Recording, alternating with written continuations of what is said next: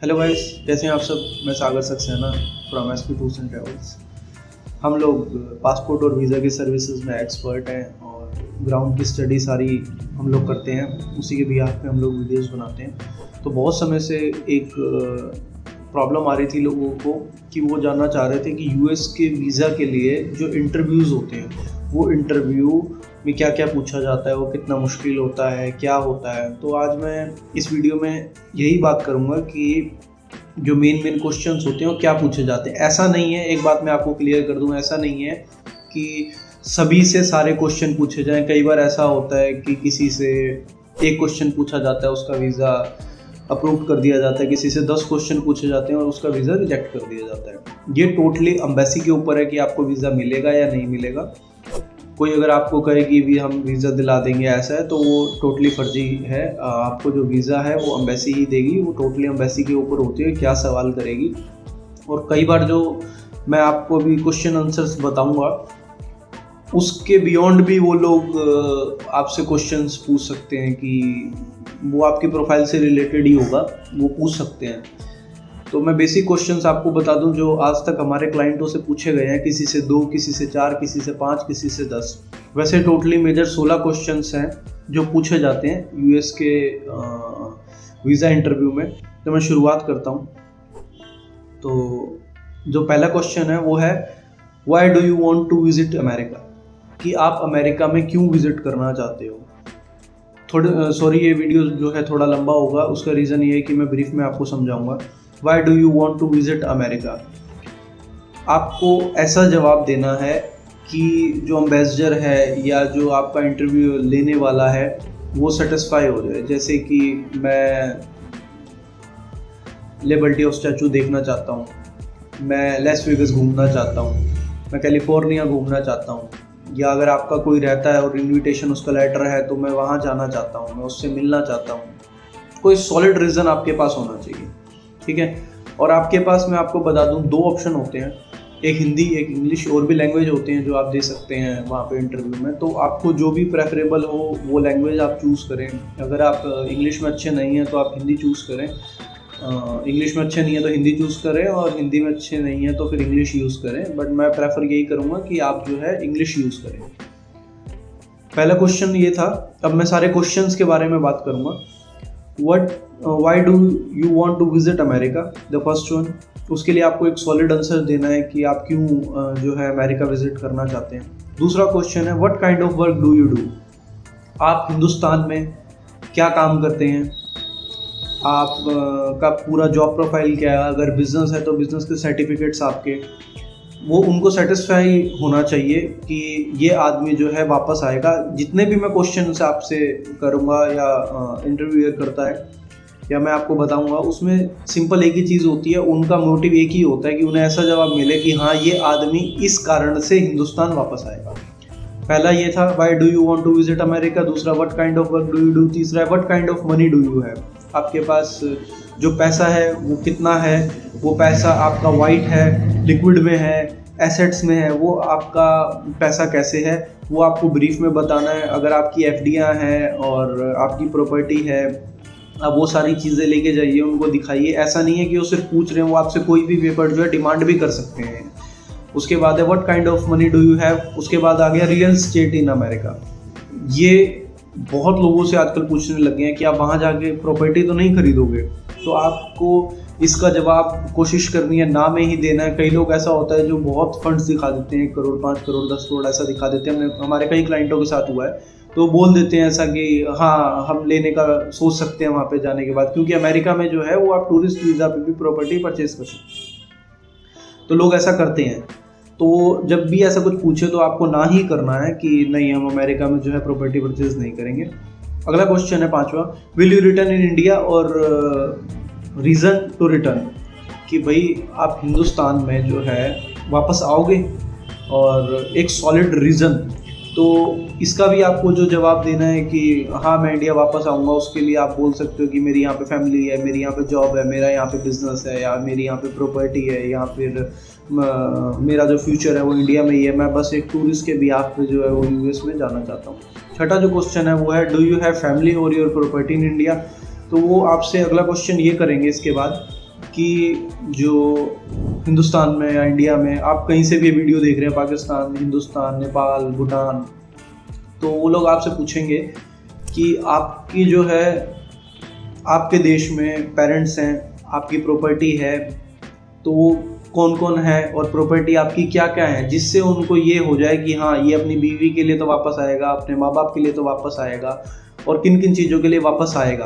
तो वो ये चीज़ भी आपसे पूछ सकते हैं और उसके वो प्रूफ भी मांग सकते हैं। अगर आप बोलोगे मेरे फादर है, मेरी मदर है, मेरी वाइफ है, तो हो सकता है आपका मैरिज सर्टिफिकेट मांग ले, हो सकता है वो आपके फादर के डॉक्यूमेंट्स मांग लें, है ना। तो आप इस चीज़ का भी ध्यान रखिएगा। उसके बाद जो है tell me about your family, जो 7वां क्वेश्चन है। पहले तो आपसे पूछेंगे कि आपकी फैमिली में कौन कौन है, फिर वो आपकी फैमिली में किसी को भी उठा के ये पूछ लेंगे कि आपकी सिस्टर क्या करती है, आपकी मिसेस क्या करती है, आपके फादर क्या करते हैं और आपका उनके साथ रिलेशन जो है वो कैसा है। उसके बाद 8वां आता है tell me about your criminal record. तो उसके बाद जब वो आपसे पूछेंगे कि आपकी फैमिली में कौन कौन है, सारी चीज़ें हैं। ये क्वेश्चन आगे पीछे भी हो सकते हैं और हो सकता है कि आपसे ना भी करें, एक ही क्वेश्चन पूछने के बाद जो है आपको वीज़ा मिल जाए। बट ये मैं आपको बता रहा हूँ कि इन क्वेश्चंस में से आपसे कुछ ना कुछ पूछ सकते हैं। फिर वो आपसे पूछते हैं 8वां question tell me about your criminal background. वो आपसे पूछेंगे कि आप का जो है क्रिमिनल बैकग्राउंड तो नहीं है, अगर क्रिमिनल बैकग्राउंड है तो आपने क्या किया, उसकी रिपोर्ट्स वो मांगेंगे। आप बाइज्जत बरी हुए हो तो कोर्ट का NOC लेटर मांगेंगे, या फिर अगर चल रहा है तो क्या चल रहा है और उसके रीज़न क्या है, वो सारे पेपर आपको तैयार करके लेके जाने हैं। Do you have a letter of invitation. अगर आप अमेरिका में जा रहे हैं और आपको कोई जानता है और आपने वो उसमें मेंशन नहीं करा है अपने DS 160 में, और आपने वहाँ पे बोल दिया कि मेरा भाई रहता है, मेरी बहन रहती है, मेरा दोस्त रहता है, तो वो, और आपने DS 160 में मेंशन नहीं करा है, तो आपका वीज़ा 100% रिजेक्ट होगा, वो अप्रूव होने के कोई चांसेस नहीं है। क्योंकि जब आप अमेरिका घूमने जाते हो, अगर आपका कोई रिश्तेदार, आपका ब्लड रिलेशन में कोई आपका जानने वाला दोस्त और आप उससे मिलोगे, तो वो आपको मेंशन करना ज़रूरी है कि मैं वहाँ पे जाके इससे मिलूँगा और वो बंदा वहाँ पे रहता है। अगर आप नहीं मेंशन करेंगे तो आपका जो वीज़ा है वो रिजेक्ट हो जाएगा, डेफिनेटली रिजेक्ट होगा। उसके बाद है 10वां do you have anyone travelling with you. आप अपनी मिसेस के साथ जा रहे हैं, आप अपनी मदर के साथ जा रहे हैं, अपने फादर के साथ जा रहे हैं, आप अपने बच्चे के साथ जा रहे हैं, अगर आप एडल्ट हैं या एजेड हैं, या आप अपनी सिस्टर के साथ जा रहे हैं, अपनी गर्लफ्रेंड के साथ जा रहे हैं, तो आपको मेंशन करना ज़रूरी है कि यस मैं जो हूँ अपने फादर के साथ जा रहा हूँ, अपनी मदर के साथ जा रहा हूँ, और मेरे ट्रिप को कौन स्पॉन्सर्ड कर रहा है। जो आपके साथ जा रहा है वो अपना खर्चा खुद कर रहा है या उसका खर्चा आप कर रहे हैं, और आपके पास सफिशिएंट फंड्स हैं या नहीं है वो भी आपको दिखाने पड़ेंगे। उसके बाद जो है आपका 11वां which airline do you use to travel. पहली बात तो ये है कि आपको जो है रिफंडेबल टिकट या फिर डमी टिकट जो है पहले बुक करा लेना है कि भाई मैं इस डेट को जो है ट्रैवल करूँगा। तो उससे आपके वीज़ा मिलने के चांसेस थोड़े से बढ़ जाते हैं कि उन्हें पता होता है कि इसके आने की और जाने की इसने टिकट करा रखी है। तो ये भी पूछ सकते हैं आप किस एयरलाइन को पसंद करते हैं और किस एयरलाइन से जो है अमेरिका में ट्रैवल करना पसंद करोगे, है ना। उससे उनको अंदाज़ हो जाता है कि हाँ ये सच में ट्रैवल करेगा, इसने जो है रिसर्च कर रखी है या नहीं कर रखी है। उसके बाद वो पूछते हैं do you have A travel insurance. मैं आपको हाईली रिकमेंड करूंगा कि अगर आप US वीज़ा के इंटरव्यू में जा रहे हैं, US नहीं कहीं के भी वीज़ा के अगर इंटरव्यू में जा रहे हैं, आप पहले ट्रैवल इंश्योरेंस एटलीस्ट करा के जाएं। ट्रैवल इंश्योरेंस जो है उससे बहुत फ़र्क पड़ता है आपके वीज़ा मिलने पे, आपके वीज़ा मिलने के चांसेस बहुत हाई हो जाते हैं। उसके बाद वो आपसे जो है 13वां क्वेश्चन कर सकते हैं are you tax payer of India. अगर आप टैक्स भरते हैं तो आपका ITR हो गया। कई बार ऐसा होता है कि मैं जा रहा हूँ, मेरे पेरेंट्स जो मेरे फैमिली को, मतलब मेरे जो पेरेंट्स हैं वो मुझे स्पॉन्सर्ड कर रहे हैं कि आप अमेरिका घुमाओ, तो मुझे उस केस में ITR नहीं चाहिए। अगर मैं टैक्स पेयर हूँ इंडिया का तो मैं डेफिनेटली, मेरे चांसेस हाई हैं कि मैं हिंदुस्तान में आऊँगा। तो अगर मैं येस बोलता हूँ तो मेरे सारे टैक्सेस के रिसिप्ट्स, इनकम टैक्स रिटर्न, मेरे FD के TDS पेपर्स और सारी चीज़ें जो हैं वो मुझे दिखानी पड़ सकती है वहाँ पे। वो पूछ सकते हैं, हो सकता है वो वर्बली पूछें आपसे, बस आपका कॉन्फिडेंस देखें और उसको पास कर दें, या फिर ऐसा हो सकता है ये सारे क्वेश्चन ही बाईपास कर दें आपसे। अगर आपने फाइनेंशियल जो डॉक्यूमेंट्स हैं वो आपकी फ़ाइल आपने अच्छी बना के दी है तो। उसके बाद आता है where you can stay in America.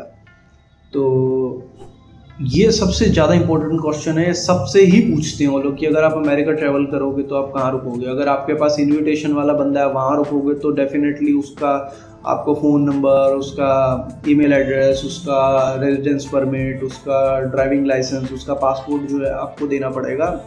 ये मैंडेटरी है, वो मांगेंगे ही मांगेंगे आपसे अगर आपके पास स्पॉन्सर है तो। और आप कहाँ अमेरिका में रहना चाहते हो वो आपको, अगर आपने होटल बुकिंग कराई है तो होटल बुकिंग आपको दिखानी पड़ेगी। अगर वैसे भी है तो आप अपना एड्रेस जो है अमेरिका में आप कहाँ रुकेंगे वो याद करके जाइए। और आजकल सबसे वियर्ड एक क्वेश्चन पूछा जाने लगा है, वो है do you use credit cards. अगर आप यस करते हो तो आपसे स्टेटमेंट मांगेंगे आपके क्रेडिट कार्ड का और देखेंगे कि इसका बैंक से रिलेशन कैसा है। अगर इसका बैंक से रिलेशन अच्छा है तो हाँ ये हिंदुस्तान वापस आएगा, या वहाँ पे जाने के बाद जो है कुछ ऐसा नहीं करेगा, ये सारी चीज़ें रहेंगी। उसके बाद है what your parents do in India, कि आपके जो पेरेंट्स हैं वो यहाँ पे क्या करते हैं।